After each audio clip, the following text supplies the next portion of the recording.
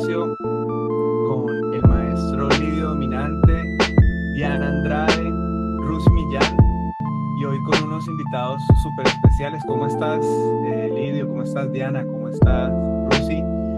¿Qué tal si se presentan y ustedes nos presentan a nuestros invitados? Hola, hola a todos los oyentes de Tres de Picas, otro podcast más del panorama político de Bogotá, y yo quiero presentar a Alejandro Jaramillo, candidato a la Cámara por Bogotá, Coalición Ciudadanos Renovemos 104. Muchas gracias, Diana, y a todos muy buenas noches en este podcast tan especial. Un ciudadano convencido de que si no tomamos acción, los mismos corruptos de siempre seguirán llegando al poder. Mi campaña, Alejos del Camello en todas las redes sociales. 4 son las patas del camello, 4 mi número en el tarjetón. Y también tenemos a Andrés Gaviria. Andrés ya lo habíamos tenido en otro de nuestros podcasts, que ahora es candidato a la Cámara por Antioquia, por el Centro Democrático número 106. Andrés, hola. Muy buenas noches, querida Diana. ¿Cómo estás? Alejandro, Lidio, Rusy, a todos los que nos acompañan. Pues encantado de escuchar a Alejandro con esa introducción porque estoy por la misma línea. Si no pasamos de opinar, de analizar y de quejarnos a la acción e intentar cambiar esto, pues difícilmente tendremos un mejor país para las próximas generaciones. Qué bien, qué gusto. Un saludo. ¿Me puedo presentar ya? Por favor. Pues un saludo a todos. Estoy encantado de estar aquí. Hace tiempos no nos reunimos para hablar. Han ocurrido muchas cosas y creo que va a ser interesante tratarlas. Sé que la mayoría tiene un punto de vista más homogéneo, pero igual creo que podemos ser en ciertas cosas. Y como dice Andrés, creo que hay que tomar acción y no se puede siempre adoptar una posición pasiva. Qué bueno, Rusy, qué bueno tenerte por aquí otra vez y pues reunirnos. Desde hace tiempo no nos podemos reunir. Hiciste falta en las redes cuando por algún momento tuviste que hacer una pausa. ¿Cómo estás, Lidio? Qué bueno siempre estar acá con vos. Hello. Deja el show. Bueno, Rusy, pues a mucha gente se le olvida, pero estuvo secuestrado en el sótano de la casa de Nariño, donde Nerulo estaba sodomizando noche tras noche. O sea que también sería bueno pues que Rusy nos contara esa experiencia un poco traumática en el sótano de la casa de Nariño cuando lo secuestró el petrismo. Y aparte, pues lo vamos a volver a violar porque somos 5 pinzonistas contra una aberrada. Entonces, vamos a estar aquí un poco en desventaja, pero le vamos a dar más tiempo a Rusy para que defienda sus posiciones. Yo prometo ayudarle y tenderle un poco la mano a Rusy porque Sí, hay que equilibrar la balanza. Eso. Pues le digo, mira, un resumen como para no cambiar el tema de este podcast. Es que este gobierno, pues, como sabe que va de salida y tiene que buscar algún tonto para decir que lo quieren tumbar o algo así, no sé, para validarse, para que la gente le tenga algo de lástima. Te tenía en la cabeza la idea de que un grupito de tuiteros, no solo estoy yo, un grupo grande, no un grupito grande de tuiteros, queríamos hacerle una especie de golpe de Estado. Entonces, con base en un hilo que se subió en Twitter, la fiscalía empezó a investigar a cada una de las personas que fueron nombradas en ese hilo. Y pues yo aparezco ahí, como aparecen varios de amigos míos, personas cercanas y otras personas de Twitter. Y bueno, la fiscalía se creyó eso, a pesar de que pues, o sea, mi vida es pública y no es difícil saber qué hago yo.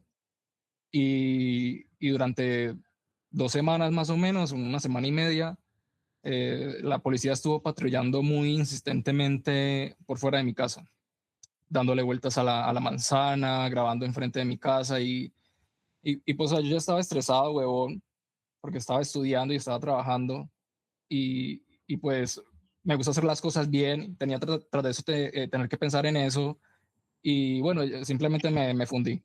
Y bueno, no pasó nada al final. No sé si vaya a seguir así, no sé si vayan a hacer luego algo, no, o sea, yo todos los días me levanto pensando que me van a tumbar la puerta de la casa como ya se lo hicieron a varias personas. Pero bueno, o sea, yo sé que no he hecho nada malo y sé que vamos a salir de esta situación pronto. Rusi, ¿y te notificaron, te dijeron algo, te dijeron de qué en particular se te acusaba? No, O se no, te... yo sabía que estaba, por una de las personas que estaba involucrada en la investigación, sabía yo que estaba vinculado a esa investigación. Obviamente la fiscalía, si está investigando algo muy grave, no me va a notificar, oiga, lo estamos investigando. Entonces yo me di cuenta fue por otra persona. Y pues sé los detalles, sé con base en qué están fundamentando todo eso y es una tontería realmente, o sea, no tiene asidero. Y por eso creo que no va a pasar nada, pero aunque, bueno, no sé, porque esa gente está loca, weón, y si le han tumbado la puerta de las casas a varias personas para quitarles un teléfono y no han encontrado nada, pues Ujú. es posible que hagan lo mismo conmigo. Entiendo, entiendo. Qué Bueno, rudo, qué rudo y siempre te lo he manifestado. Mi solidaridad, lo que necesites, aquí estamos. sí. Y si hay que amplificar los mensajes que tengas que amplificar de persecución, se amplifican. Porque aquí Hacemos pasamos podemos hacer un hashtag, eso. Free Rusi, liberen a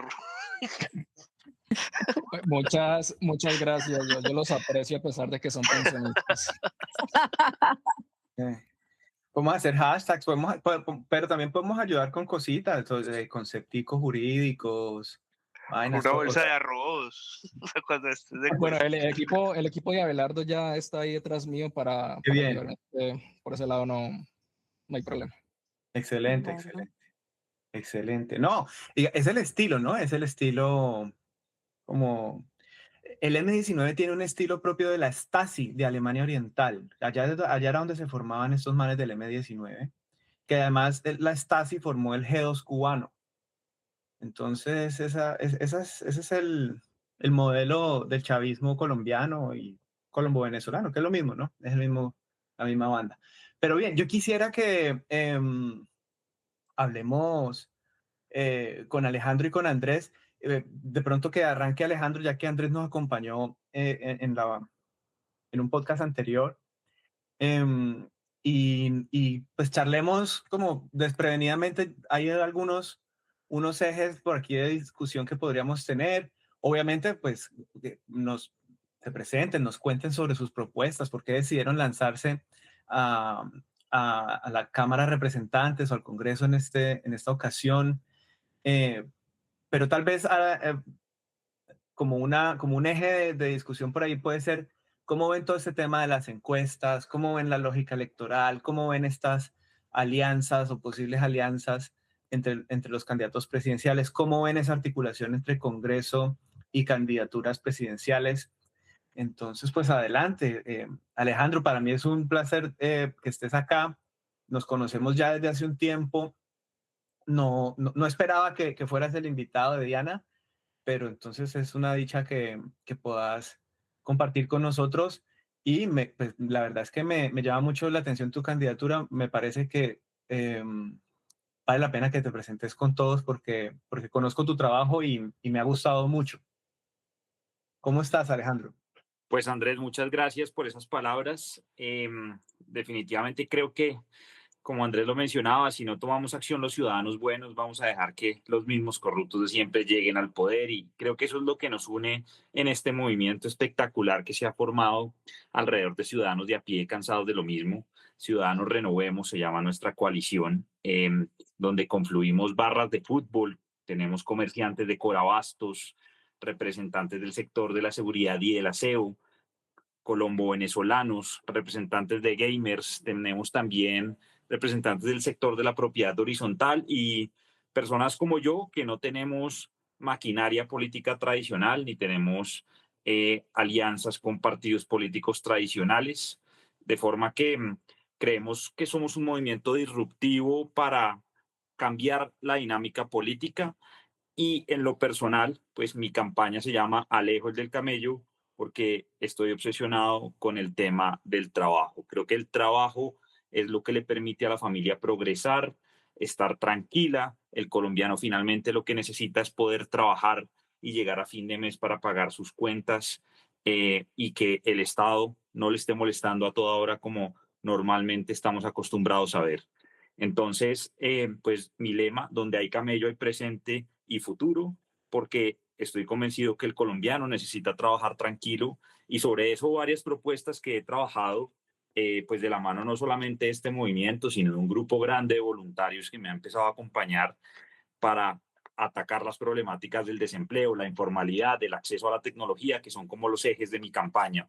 La informalidad, porque lastimosamente hoy nos hablan de que el desempleo va bien, pero lo que no nos dicen es que hay 500.000 colombianos que salen al año, y esto pues definitivamente facilita las cifras del desempleo, y adicionalmente con una informalidad que está llegando al 56% de la fuerza laboralmente ocupada, 7 de cada 10 empleos que son creados por cuenta propia en el 2025, pues definitivamente sabemos los que estudiamos el tema que el tema laboral no va bien. Y no va bien porque la gente acá está sobreviviendo. Vivimos en un país con unas economías ilegales muy marcadas, más de 330.000 hectáreas de coca, el tema de la minería ilegal, que han puesto a rodar, digamos, dineros que por supuesto han inflado la economía, y el gobierno además con el gasto del Estado se precia a decir que ha mejorado los índices económicos, y lo que nos están es mintiendo a mi juicio. De forma que pues esta es mi campaña, con las uñas la estamos haciendo, vamos a dar una sorpresa si Dios quiere, porque además esto ante todo es un proyecto de Dios, siempre lo he dicho así, yo no estoy obsesionado con un cargo, lo que sí estoy obsesionado es con evangelizar a través del servicio público, porque creo que el servicio público debe recuperar su esencia y no seguir siendo un negocio como para muchos lo es. Debe recuperar el respeto por la familia, el respeto por el valor de servir, y concebir la política como una forma elevada del servicio. Qué bueno, Alejandro, gracias. De ahí me quedan varios puntos que quisiera que tocáramos más adelante, pero por ahora, Andrés, tocayo, qué bueno también tenerte nuevamente aquí. Y, y bueno, contanos de qué se trata tu candidatura, por qué estás interesado en llegar al Congreso, con qué ideas crees que puedes nutrir la legislatura colombiana. Pues hombre, de nuevo muchas gracias por la invitación. Diana, Livio saben que acá llevamos muchos años interesados en la política, pero más que en la política, uno termina entrando a esto porque uno ve lo que pasa y ve cosas que no puede creer. Y ve personajes impresentables que están tomando decisiones por el país, que están supuestamente legislando y representando a la gente, y uno sabe en el fondo que solo están buscando es un beneficio personal, conocer el mundo de cuenta de un cargo público, volverse ricos de cuenta de un cargo público, y el país al garete. Yo lo digo con toda franqueza, Colombia es un país muy mediocre. El problema es que uno habla de Colombia en esos términos y la gente lo mira a uno feo, pero Colombia es un país mediocrón, Colombia es un país donde la gente es muy conformista y en donde nos hemos mantenido ocupados con más de 50 años de guerras, de secuestros, de extorsiones, de crímenes, y eso no nos permite avanzar. Y uno ve que la calidad del Congreso, en vez de mejorar, pues uno ve que en cierto modo se ha renovado y hay nuevos liderazgos, pero con toda la pena del mundo hay que decirlo, el Congreso no puede seguir siendo eso que hemos escuchado toda la vida, es lo que el pueblo se merece, es la representación del país. Hay unos congresistas muy destacados como Andrés Forero, como Carlos Abraham Jiménez de Cambio Radical, que han hecho papeles maravillosos, Juan Espinal, en su momento Miguel Uribe. Y yo lo que más quiero es poder representar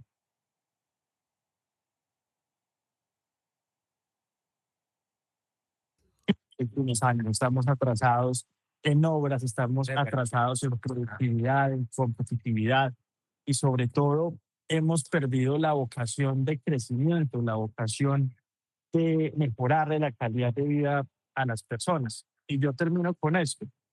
lo que hablaban de la economía es sumamente pues, delicado y ojalá que la gente cada vez lo entendiera más. Es ilógico que el país vaya volando económicamente y el gobierno esté quebrado. Porque si la economía real fuera cierta, que estuviera también, el gobierno estaría recaudando muchos impuestos, pero no es así. El gobierno está muy mal de recaudo de impuestos, la gente no le paga porque no tiene confianza. La economía del país real, la legal, está bastante estancada, sigue siendo todavía muy mediocre.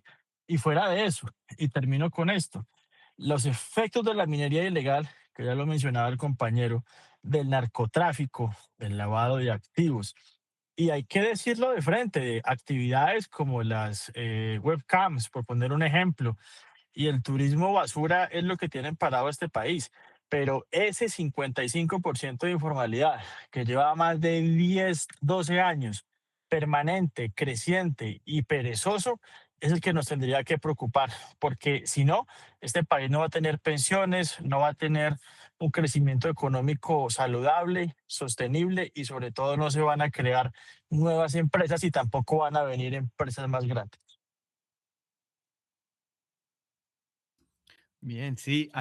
Ayer un amigo caleño em, sacaba un videito diciendo, oigan, yo no entiendo qué es lo que pasa en Cali. Esto está lleno de billete y en Cali hay que como dos empresas, como Tecnoquímicas y dos ingenios, quién sabe qué más. ¿De dónde está saliendo la plata? Bueno, tal vez algo de eso tiene que ver. No sé si Rusi nos puede dar algo, algún panorama de ese terreno. ¿Qué está pasando en Cali? ¿Eso es verdad o es tal vez solo una percepción de mi Mire amigo? quiénes están en Jamundí, los mexicanos. Ahí se da cuenta usted de todo. Claro. Eh, yo no creo que eso que vos mencionas de Cali sea específicamente, particularmente algo que le esté sucediendo a Cali. Eso es algo que está sucediendo en Colombia. Ahora, está sucediendo por las economías ilícitas, como menciona Andrés, por la cocaína, por los grupos armados y esas cosas. No, yo no creo que sea por eso. Eso, o sea, sí puede influenciar, pero decir que la economía se mueve por eso es exagerar demasiado. Eh, las razones detrás por decirlo así, el crecimiento del comercio, que creo que es de lo que están hablando aquí, tienen que ver más con la política fiscal del gobierno. Eso es algo muy, muy complejo para explicarlo aquí, pero básicamente el gobierno está inyectando toda la plata que tiene en la economía. Y eso no necesariamente lo tiene que hacer de forma eficiente, es decir, no necesariamente tiene que tener los superproyectos para que toda esa plata le llegue a la gente, simplemente Sí, puede ser con corbatas. así es, simplemente contratistas o funcionarios o subsidios a algunas empresas o vainas así, esa plata le termina llegando de alguna forma a los comercios y al resto de empresas. Y pues eso dinamiza la economía, por decirlo de alguna forma. De hecho, si ustedes ven las últimas cifras del DANE, el consumo está disparado, el consumo privado está disparado, pero aún más disparado está el gasto del gobierno. Entonces, claro, eso viene de la misma actividad de la política fiscal de Petro, que es derroche, por eso es que no tiene plata, de hecho, porque es que está gastando toda la plata que tiene y por eso se endeuda, por eso no se endeuda. Eh, no creo que sea relevante lo de las economías ilícitas en ningún país, menos un país con las dimensiones que tiene Colombia puede sostenerse o puede crecer con base en eso, sino que se debe a una cuestión coyuntural que obviamente no es sostenible. Esta situación que parece mágica, que simplemente inyectar y que dinamizas la economía es algo que no es sostenible y lo estamos empezando a ver. Diana es de Caldas, ¿cierto? No, no, cero, yo soy la rola más Ah, súper rola, bueno. rolaza. ¿Yo por qué pensaba que eras de Caldas? Porque tal vez alguna vez estabas hablando de la feria en Manizales o algo así. Siempre estaré hablando de la Feria de Manizales, ¿o no, Andrés? De la de Cali, de Puente Piedra, de la Santa María. Qué bueno, qué bien. No, Pero ¿cómo lo es que sí tú? yo tengo para decir, y que Eso. siempre se le digo a todo el mundo de Caldas, en especial de Manizales, y es que es la gente más bonita que conozco en Colombia. Manizales tiene muchísimo, muchísimo para ofrecer al país y el país tiene mucho que aprender de las personas de Manizales porque si fuéramos más como ellos, seguramente el país sería mucho más grande. Chévere. Diana, yo te lo preguntaba, era para saber pues, tu perspectiva sobre el terreno en esa región, pero si no, simplemente, ¿cómo ves este tema de la economía en Colombia? Porque pues hay varias narrativas, ¿no? De un lado, sí, estamos súper bien, el desempleo ha caído, pero efectivamente Rusia acierta al decir que, bueno, pero esos empleos son puras corbatas, puras contratistas de prestaciones de servicios que, entre otras, tienen enredado su pago en diciembre porque ya el gobierno no tiene caja, precisamente porque a todos lo han... 900.000 contratistas de Ve este qué cosa. gobierno están sin pago Una de locura. diciembre y, Respecto a y eso, seguramente se los van a pagar en marzo y van a respecto tener a, que trabajar diciembre, enero y febrero gratis. Diana, respecto a eso, mencionaste al comienzo que las ventas en diciembre no estaban como muy bien, ¿cierto? Puede ser, porque mira que aún no se han publicado las cifras económicas de diciembre, puede ser que ese problema de caja que está teniendo el gobierno esté repercutiendo sobre el comercio, pero pues todavía no se han publicado esas cifras, pero o sea, tiene sentido que si el gobierno no les está pagando ese montón de contratistas que tienen, pues no puedan consumir. Entonces eso tiene mucho sentido. Tiene mucho sentido, pero además es que vean, como siempre le hemos hablado en este podcast, la inflación, la incertidumbre de lo que va a pasar en el país y más en las próximas elecciones. El orden público está, pues el ELN y FARC y todos ya están en modo campaña sembrando terror en diferentes departamentos del país, pero vean. A propósito del trino de esta tarde en el que hablé de la economía en relación a comentarios que vi en TikTok de comerciantes. Sí, yo sé que muchos centros de las ciudades más importantes están atiborrados de personas, pero no que esté lleno de personas quiere decir que todos estén comprando con la frecuencia que en otros años se compraba. Muchos van a ver, eh, de pronto si necesitan juguetes o ropa o en fin, pero también hay otra realidad y son las plataformas de mercado que muchas veces hacen, llegan productos más económicos y pues en este momento de economía se busca más la economía que la calidad. Sabemos que la ropa colombiana tiene muy buena calidad, pero pues a veces es difícil competirle a estos mercados. Entonces, no porque haya mucha gente O, en dos, los o mercados quiere decir que tenis, estén comprando como locos a dos manos como se hacía en otros años. No está un- pasando. unos tenis de 2 millones con un tigre. De Vos, 5. Bueno, yo te quería preguntar, ¿vos déjenme cómo la ves, hablar. Lidio? Yo quisiera ver esas... ¿Cómo está el terreno por allá en Medellín? ¿Qué pasa? ¿Cómo es la cosa? Puedo hablar, señores políticos y candidatos, Por favor, doctores, sí. doctores. Necesitamos la perspectiva de calle. Bueno, yo estoy por aquí en una tienda, por mi casa, no mentira. A ver, como ustedes saben, pues a mí me gusta más siempre opinar desde la estructura, no tanto desde la coyuntura. Ustedes pues saben más del día a día porque pues tenemos dos candidatos. Diana se conoce el Congreso como la palma de su mano y Rusi pues de alguna forma siempre está muy bien dateado, ¿cierto? Yo siempre pues tengo como opiniones más como muy sui generis, eh, de los traumas que yo tengo. A ver, realmente las opiniones políticas y lo que hacemos nosotros, o sea, no es tanto un tema de ideas. Yo creo que la política es muy pasional, es muy sentimental y tiene que ver mucho con los traumas de cada quien. O sea, a Alejandro le traumatiza el empleo, a Diana le traumatiza la cultura, tema pues de la tauromaquia entra dentro de un tema cultural mucho más amplio, Andrés tiene su tema, a Rusi la economía. Entonces son como traumitas y cosas que uno trata de sublimar psicológicamente estudiando cada tema. Yo tengo muchos traumas, entonces pues yo cambio mucho de tema. Ahora estoy traumado con las encuestas, porque esa mierda la acabaron de regular y estuve revisando mucho las elecciones pasadas. Entonces yo siempre voy a voy a tratar como de poner un contexto a lo que todos ustedes dicen en base al tema de encuestas. Ustedes pues van hablando de los temas que dominen, pero yo quiero poner un poco de contexto en eso. En las elecciones pasadas, si ustedes, o sea, yo siempre trato de hacer un poco de memoria, para saber de dónde venimos. El tema fue, la polémica fue la tal encuestadora Guarumo, que fue un gerente de EPM, que era pues muy amigo de Fico Gutiérrez, de todas estas de todo este empresariado antioqueño, muy uribista, etcétera, etcétera. Entonces siempre daba empate técnico Petro y Fico. Y la sorpresa para todo el mundo fue... Querido Elidio, ¿Cómo? un segundito. No es Sí, sí, Guarumo, es Inbamer, es Inbamer. ya perdí la pista, pero yo estuve viendo la nota de Noticias 1 y decían Guarumo. Guarumo, No, ¿cómo digo, es que se llama? la de Jorge Londoño, Londoño Londoño. de la encuesta es Inbamer. La de Guarumo es Víctor Muñoz, ex alto Eso, consejero de Iván Duque. exacto. Sí, muy bien, Andrés sí está más dateado que yo, pero yo voy pues como más o menos haciendo el recuento, pero muy bien, que me vayan acotando daticos que se le van a uno como perdiendo. Pero sí, Inbamer Londoño, Guarumo Muñoz, ¿cierto?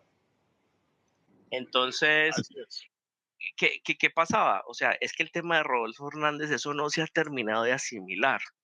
Ese fue un mensaje para muchos temas. Fue un mensaje para el tema de las encuestadoras que desembocó en la regulación.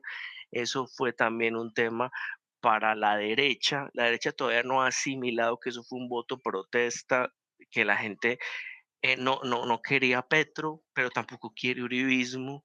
O sea, muy buena parte de la población quiere mirar al futuro, no quiere que le están hablando ni de santismo, ni siquiera de petrismo. O sea, ya mucha gente ni siquiera le da, o sea, lo que estaba diciendo por lo menos la otra vez Oviedo, el doctor Oviedo, que fue del DANE, que él dice que la gente común y silvestre hasta le da rabia que le hablen de Petro, porque todos los candidatos, mucha gente está haciendo campaña tirándole mierda a Petro.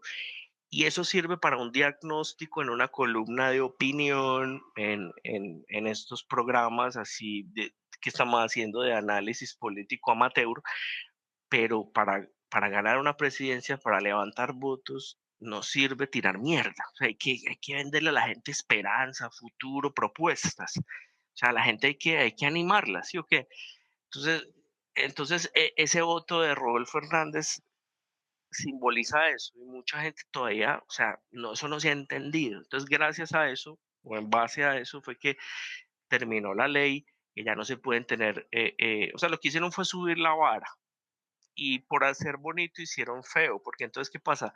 Solamente han salido creo que una o dos encuestas, eh, eh, pues con todos los requisitos legales, y entonces todos sabemos por lógica, por leyes de mercado, que si se elevan las barreras de entrada, solamente los grupos económicos, o sea, los medios, los bancos y los que tradicionalmente han contratado encuestas son los mismos que van a seguir haciendo encuestas.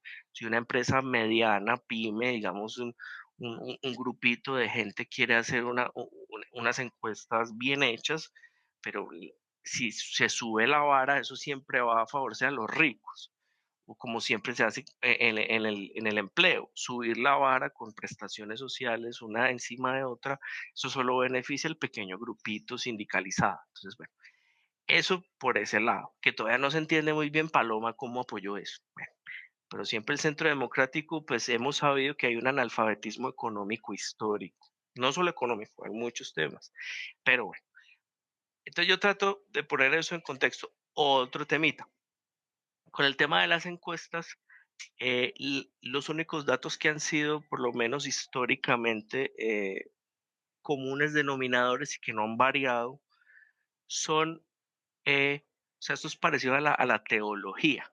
La teología apofática es la que explica a Dios desde la negación. Dios no es ni persona, ni un padre, ni es, no es, no es, no es. Entonces, a la medida que vamos negando, vamos llegando al conocimiento.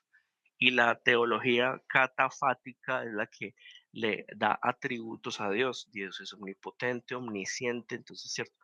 Y con las encuestas pasa algo parecido. los datos negativos son más fiables que los positivos. Me explico. Los datos que han sido común denominador en muchos años, casi siempre han sido el desprestigio de los partidos. Eso ahí no importa si la encuesta es de izquierda, derecha, no. El desprestigio de los partidos ha sido común denominador en los últimos 10 años, diríamos. Y otro dato que es muy diciente es cuando la gente le preguntan por qué candidato nunca votaría. Esos datos son más fiables para medir el clima que la intención de voto, porque ya sabemos que la intención de voto, históricamente se sabe que la última semana casi un 50% de la gente define el voto la última semana, y dentro de ese 50%, otro gran porcentaje que no se sabe define en la urna. Entonces, cierro el argumento gigantesco que estoy tratando de dar con que el asunto de las encuestas lo tenemos que coger con pinzas, porque los candidatos que siempre repuntan muy temprano, o sea, es que para el grueso de la gente la política no es importante, solo para nosotros que somos unos traumados, unos obsesos de este tema, porque nos gusta, ¿cierto? Estamos pendientes de eso. Entonces los únicos votos que siempre van a marcar es el voto radical ideologizado. La extrema izquierda va a votar llueva, truene o relampaguee por su candidato. Y la extrema derecha, el ala más militarista, más homofóbica, más bruta, también va a votar de forma muy juiciosa. Pero es que las elecciones siempre se definen por ese 60%, no menos, un 40-50%, digamos un 50% en promedio de indecisos, que es la mayoría de la gente. Entonces, ¿qué pasa? Por ejemplo, las encuestas o los datos, cifras de corrupción, nunca le van a importar al voto ideologizado. O sea, al voto de Cepeda no le importa si hay escándalos de corrupción. Así como al voto de derecha no le importan los temas de corrupción de los gobiernos de Uribe. Ese dato de imagen negativa de los políticos solamente cuenta para ese 50% indeciso que no, o sea, es gente que incluso ha votado por Uribe, por Santos, Sí. por Petro, que ha votado de forma muy variopinta, porque a la gente le gusta montarse en la cresta de una ola, y por eso el Real Madrid tiene hinchas en todo el planeta Tierra. A todo el mundo le gusta sentirse que hace parte de un equipo ganador. Entonces cierro con esto, en que las encuestas ahora mismo no están diciendo nada realmente, porque ese 45% todavía no sabe ni está pensando en política, y solo hay voto radical ideologizado. Me callo. Ahora Sí está pensando. ahora le preguntaría a los demás lo siguiente, y es, ese voto que está ahí en la mitad de los extremos también tiene una característica, y es que buena parte de ese voto pues es voto de estructura clientelista, es voto también de ciertas lealtades políticas, etcétera. Y yo lo que quiero preguntar aquí es, ¿ustedes cómo analizan ese fenómeno de Rodolfo? ¿No será que ese fenómeno de Rodolfo también fue, digamos, alguna operación de ese sector del centro político, de ese liberalismo, santismo tal vez? Lo digo porque a mí me quedó esa impresión después de mi paso por el Congreso durante esa época, y es que tal vez esas estructuras decidieron votar y ponerle más o menos 2 millones de votos a Rodolfo, de puro voto de estructura, para quemar a Fico en la primera vuelta, y luego esos mismos 2 millones de votos fueron justamente, se pasaron todos hacia el petrismo. Y recuerdo muy bien que esa noche de la primera vuelta en que quedó quemado Fico, a pesar de que a Petro le faltaban 3 millones de votos para ganar en la segunda vuelta, él salió en el discurso a decir, necesitamos 1 millón de votos. Y a mí las matemáticas no me cuadraron, y ya luego en retrospectiva fue que medio entendí. Total que yo quedé con la sospecha de que al parecer esa inflada de Rodolfo fue como una operación ahí de ese centro del espectro político, digamos, de esa estructura de maquinaria de esos partidos políticos que están por ahí como en el centro, medio de un Sí lado y y del no. otro. para luego hacer. ¿Ustedes cómo lo ven? ¿Lo sienten así o no? Y digamos, ¿esto Sí, explicaría esa falla de las encuestas? sí y no.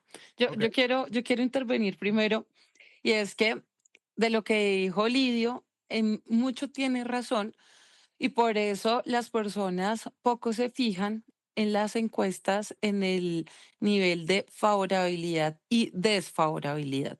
Eso es lo primero que uno tiene que revisar en cada encuesta, más allá de cuál puntea más, cuál puntea menos, porque realmente los colombianos se deciden faltando 15 días, si mucho, para las elecciones o hasta el mismo día de las elecciones.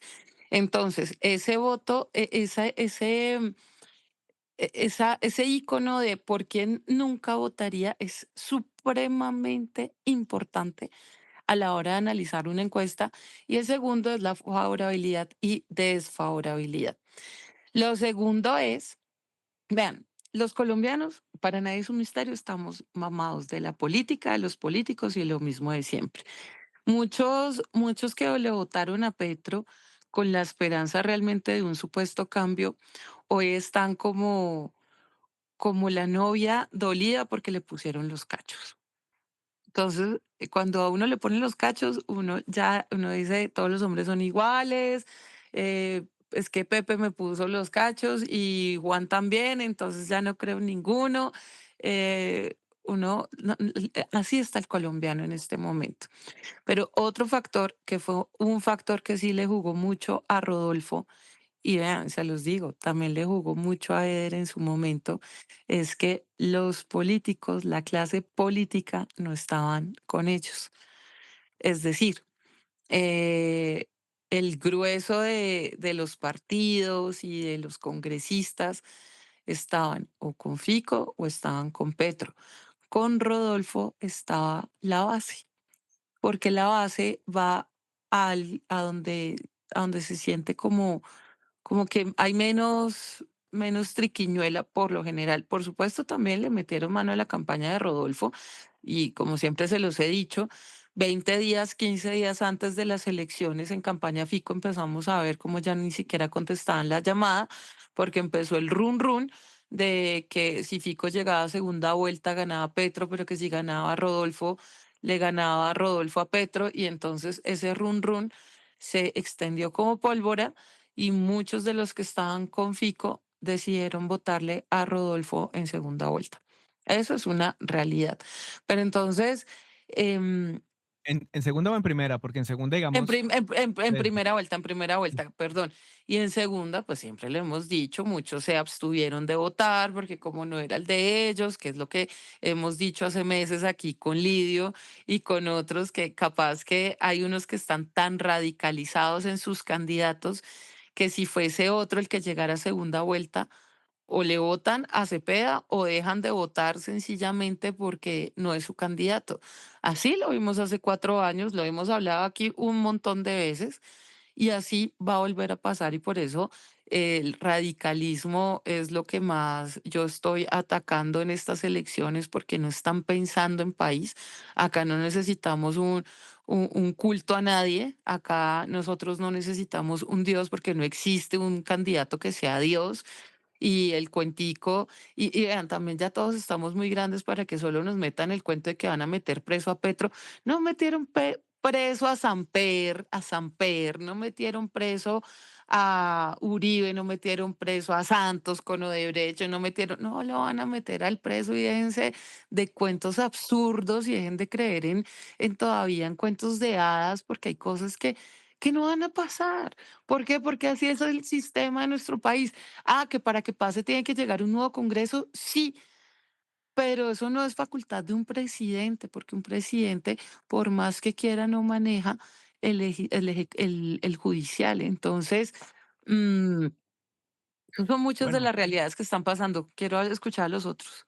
bueno, pero sí, antes de darle la palabra a Alejandro, yo creo que allí, por ejemplo, en ese punto de meter preso a Petro, que yo creo que sí se lo merece, creo que es la persona que más ha abusado del fuero presidencial y, en mi opinión, es culpable del delito de homicidio múltiple en concurso de prevaricato, fraude de resolución judicial y extorsión. en la modalidad de dolo eventual esos homicidios, ¿no? Por lo menos esos 1.500 pacientes de enfermedades raras son homicidios de Gustavo Petro. Y, y yo sí vengo documentando todo porque sí creo que hay que poner esa denuncia en el próximo Congreso y espero que si Alejandro y Andrés entran a esa comisión de acusaciones, lo hagan. Pero voy al punto y es que creo que allí, por ejemplo, Abelardo tiene una ventaja comparativa porque creo que si hay alguien capaz de documentar todos esos delitos que se han cometido y armar unas buenas carpetas y elegir un buen fiscal general, puede ser el Tigre.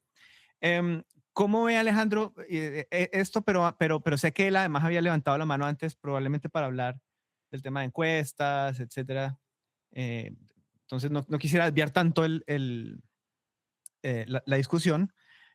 Así que si tenías un comentario previo, pues por favor. Y si de repente que tenés alguna opinión sobre esta ventaja comparativa de Abelardo, aunque esa pregunta de pronto se la podemos hacer también después a Rusi. Alejandro, por favor. Gracias, Andrés. No, quedémonos en el último tema, me parece genial y creo que es el mayor interés de toda la audiencia. A ver, yo sí creo que puede haber un diferencial en este caso de juzgar al presidente Petro, sobre todo en Estados Unidos. No sé si podemos tocar el tema de que el presidente Petro fue acusado por rebelión en Estados Unidos y allá la justicia es otra cosa. Ustedes no crean que esa salidita alrededor de Naciones Unidas con gafas de Gaddafi, donde invitó a las fuerzas norteamericanas a desobedecer al presidente, le va a salir gratis. Eso seguramente le va a pasar factura en unos Y está en la meses. lista FAC. Eso no es tampoco gratuito. Claro, claro, por supuesto, eso no es cualquier cosa. Es decir, el tema de la lista OFAC seguramente solo podrá salir en caso de una eventual negociación que todos sabemos que implica con la justicia norteamericana, no solo de él, sino de sus allegados. Entonces, yo sí creo que el tema de la justicia norteamericana puede llegar a incidir de manera muy, muy fuerte en las próximas elecciones. Pues sabemos que ya cuando llegue el próximo presidente, al presidente Trump le quedarán 3 años, pero sin duda eso será un factor determinante. Ahora, el voto, como ustedes lo decían, volviendo a ese tema, es netamente emocional. Lo que pasó con Rodolfo hace pues 3 años es que literalmente amenazó a todo el status quo. Entonces, por supuesto, lo que decía Andrés es acertado y lo que decía Diani en su momento me parece completamente al lugar. Acá la clase política tradicional se asustó con Rodolfo y vieron muchas más garantías en Petro. Entonces, creo que eso incidió bastante en la primera vuelta. Recordemos Rodolfo porque ganó. Rodolfo ganó con un mensaje de outsider diciéndole a todo el mundo que los políticos son la peor lacra. Entonces, pues por supuesto, olvidó que los políticos definitivamente también tienen una estructura que pesa a la hora de construir alianzas. Y a lo último, no sé si lo recuerdan, pero Rodolfo trató de construir varias alianzas que fueron poco efectivas por el discurso que estaba manejando. Adicionalmente, yo sí estoy convencido que el hombre tuvo que tener alguna negociación con Petro en su momento, porque uno no puede entender que un candidato que esté en segunda vuelta esté amedrentado por supuestas amenazas que haya recibido y por eso se haya ido del país. Eso simboliza pues inseguridad y la gente lo que busca precisamente es seguridad. Entonces, bueno, no, hasta ahí simplemente poner sobre la mesa que la justicia norteamericana sí va a incidir, yo creo, en el futuro de Petro y cuando llegue a la Cámara de Representantes y tengo el honor de participar de la comisión de acusaciones, sí quiero dar la pelea para transformar esa institución porque hoy es una comisión de absoluciones. Eso no sirve para nada y el régimen presidencialista nos tiene jodidos en este país. Andrés, ¿cómo ves este asunto de encuestas, voto emocional, eh, Rodolfo versus lo que está ocurriendo hoy y estas posibles consecuencias que tendría Petro más adelante? Bueno, para ser muy franco sobre las encuestas, a mí me ha tocado durante varios años presenciar el ofrecimiento de dueños de encuestadoras a candidatos, posiciones, privilegios por cuenta de que ellos les paguen algo. Yo desde eso, que no es nada nuevo, pues yo no confío en ninguna encuesta. Además, porque tengo claro cómo las encuestas también se utilizan para manipular, lo que decía Lidio.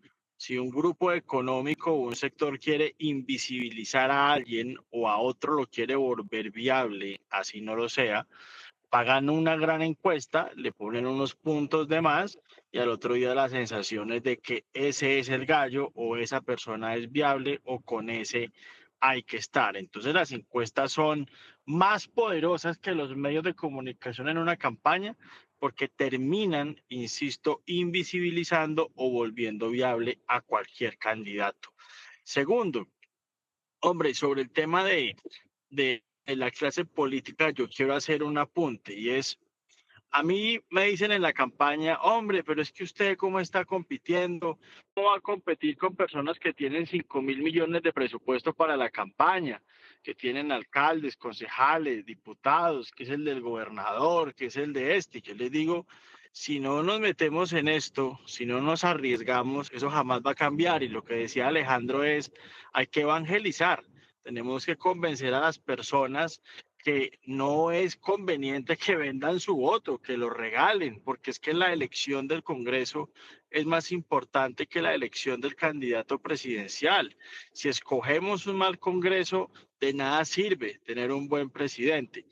Y termino con lo del presidente Petro y su proceso. Mire, el presidente Petro es de los últimos expresidentes el único que tiene semejantes avances en materia de prontuario y que por eso está sometido muy posiblemente en un futuro cercano a un indictment en los Estados Unidos o incluso, aunque parezca imposible, a un proceso en Colombia. Pero sobre Gustavo Petro hay muchas cosas que faltan por conocerse y en mi caso, yo creo que si llega un presidente que respete la Constitución y la ley, pues tendría que permitir en un eventual caso la extradición de Petro, si Estados Unidos lo pide, pero también estoy convencido que si es un presidente como Sergio Fajardo, va a preferir hacer caso omiso, no lo va a extraditar y le va a dar completa impunidad, porque acá está la diferencia entre quienes prefieren hacerse pasito y garantizar impunidad por cuenta de un tema de soberanía y en cuenta de institucionalidad y no cumplir con la ley cuando se debe, porque por eso es que personas como Petro hacen lo que hacen, porque saben que Samper hizo lo que hizo y nada le pasó. Y hasta que acá no empecemos a mostrar cabezas literalmente rodando, la gente no va a entender que tienen que respetar las normas y las leyes y que si no lo hacen van a estar sometidas a serias consecuencias. Andrés, y te complemento.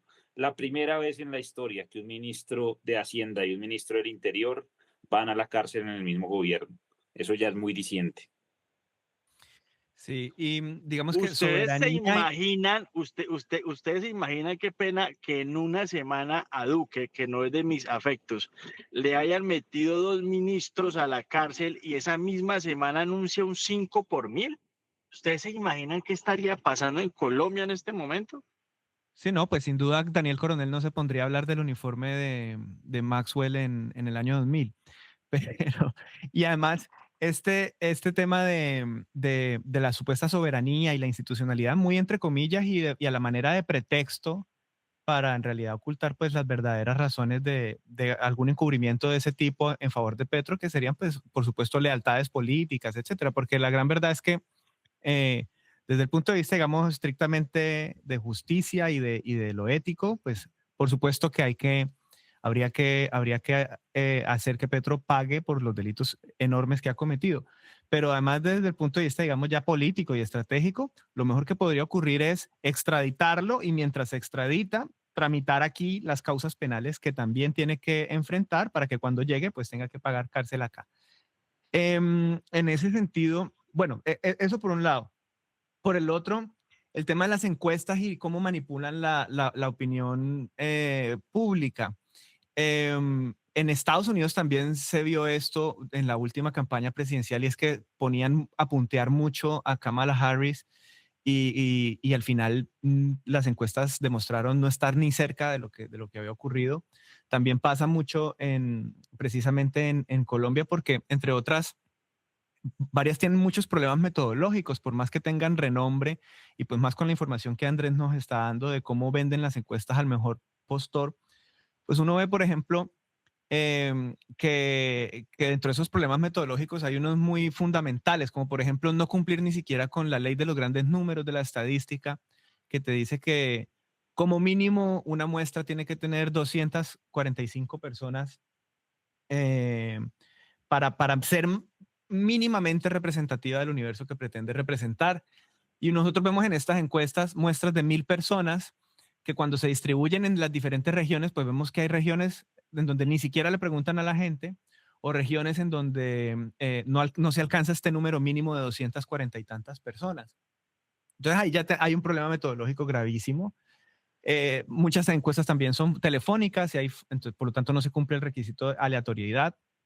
Y creo que precisamente por esto fue que se trató de hacer la ley de las encuestas, que si no estoy mal, y me corregirán Diana y Alejandro, si no estoy mal, esto inició como un capítulo de una reforma política y también, y también inició como una iniciativa, si no estoy mal, de Lara, del senador Lara en ese entonces, y ese proyecto, que en tanto que se hundió el proyecto de reforma política que tenía ese capítulo de encuestas, entonces siguió andando el proyecto por aparte, y la idea era supuestamente evitar precisamente moldear la opinión pública a través de encuestas, pero creo que al final lo que pasó es que se ignoró ese principio fundamental de las políticas públicas, y es que toda política pública siempre tiene al final un efecto no deseado.